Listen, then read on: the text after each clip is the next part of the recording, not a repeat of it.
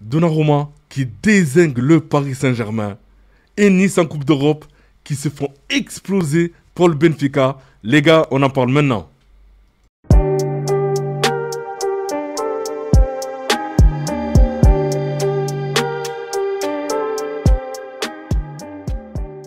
Salut les dribbleurs, j'espère que vous allez bien. C'est parti pour une nouvelle vidéo Info News et Mercato.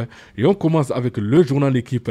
Collection à compléter après la Ligue des Champions, la Ligue 1, la Ligue des Champions, la Coupe de France. Ce soir à 21h contre Tottenham, ce sera la Super Coupe d'Europe. Donc espérons que le Paris Saint-Germain complète sa collection.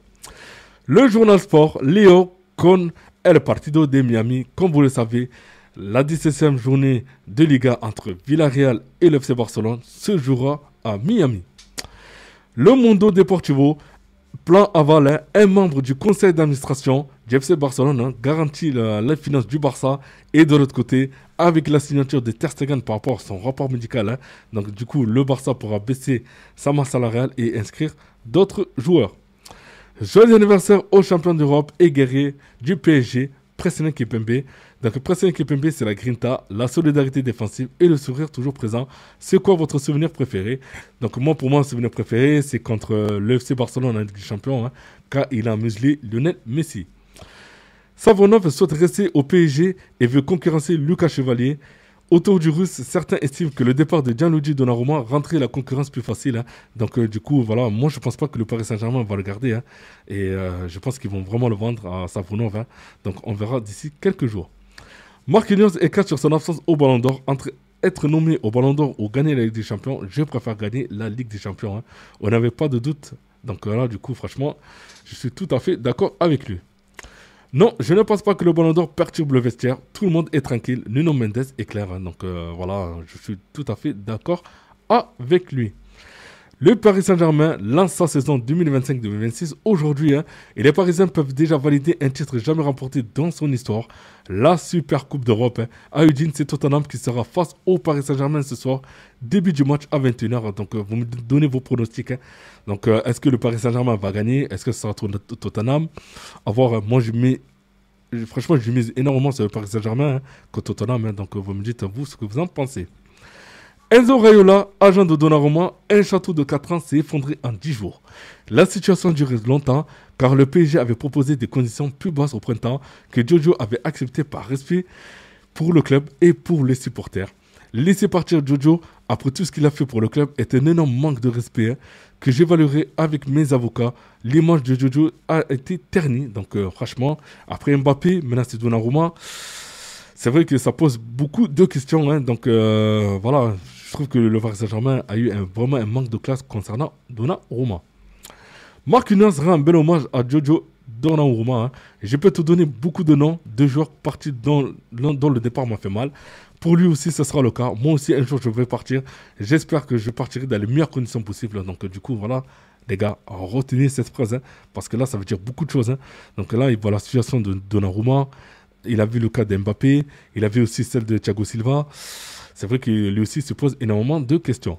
C'est un très bon ami, une bonne personne, un vrai leader important dans les vestiaires. L'histoire va rester gravée, tant pour Jojo que pour d'autres joueurs. Ils vont graver l'histoire du club. Il a écrit l'histoire. On le remercie du fond du cœur. Donc un bel hommage. Officiel, Nice ne jouera pas la Ligue des Champions cette saison.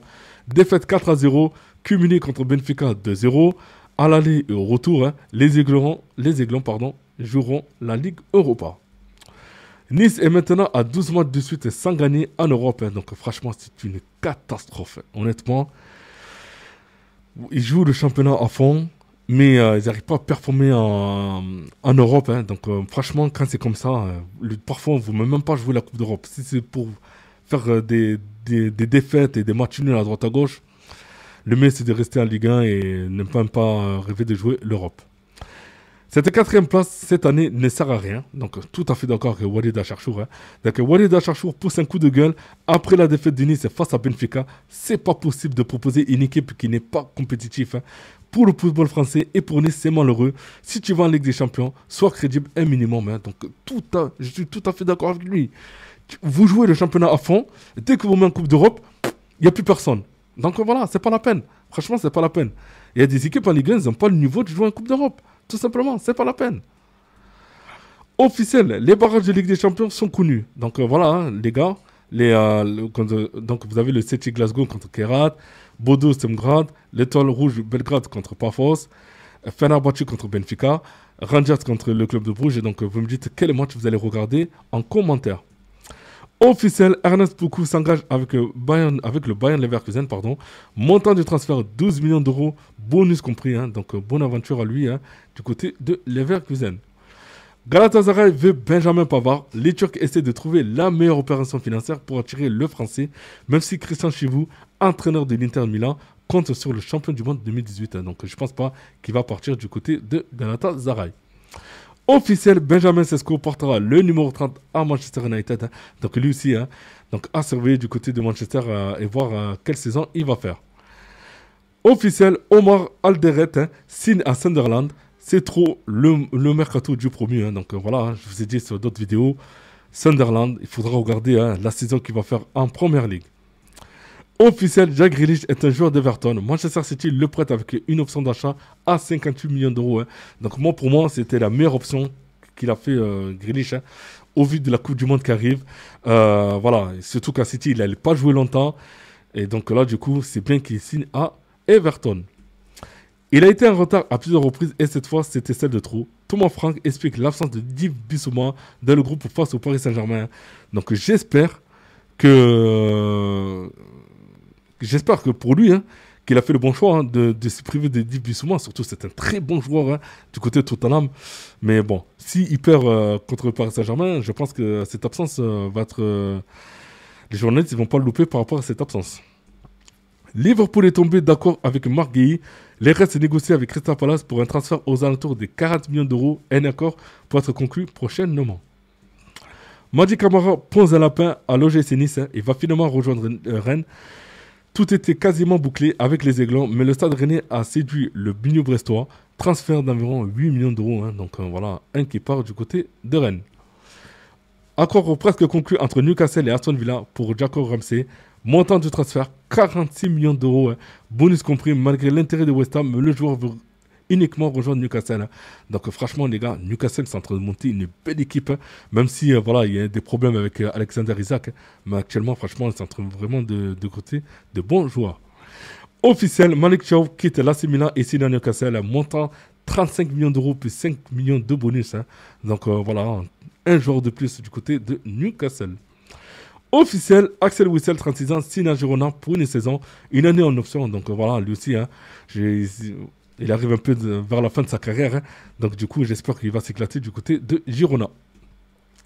Accord de principe, hein, encore Bournemouth et Amin Adli. Donc négociation entre Leverkusen et les Cherries qui sont confiants pour boucler le deal. Hein, donc voilà, hein, j'espère que ce transfert va se faire pour Amin Adli. Officiel, Alain Saint-Maximin rejoint le club américain au Mexique. Hein. Donc, bonne aventure à lui du côté du Mexique. Hein. Officiel, Bafoudi Diakité est un joueur de Bournemouth. Il a remplacé Zabarni, parti au Paris Saint-Germain. Après Chevalier, Lille perd donc un autre cadre. Le club anglais a déboursé 35 millions d'euros, plus 5 millions de bonus. Hein. Donc, voilà. Hein. Bonne aventure à lui du côté de Bournemouth hein, et qui nous montre tout son talent du côté de l'Angleterre. Et pour finir, les gars, Alvaro Morata officiellement signé à Com et va donc découvrir un 7e club. Hein. Donc après le Real, la Juve, Chelsea, l'Atlético, l'AC Milan et Galatasaray. Hein. Maintenant, c'est Com. Hein. Donc vous me dites, est-ce qu'il va faire une bonne saison du côté de l'Italie hein. Donc surtout qu'il va rejoindre son compère Serge Fabregas. Hein. Donc voilà quoi. Voilà les gars, c'est terminé pour moi pour le tour d'horizon. Hein. Donc vous me dites ce que vous en pensez en commentaire. Donc n'oubliez pas de commenter, liker et de vous abonner. Hein. Et je remercie aussi pour tous les abonnés actuellement sur ma chaîne. Hein. Vous me donnez énormément de force. Et je vous dis à tout à l'heure pour une prochaine vidéo. Bye bye.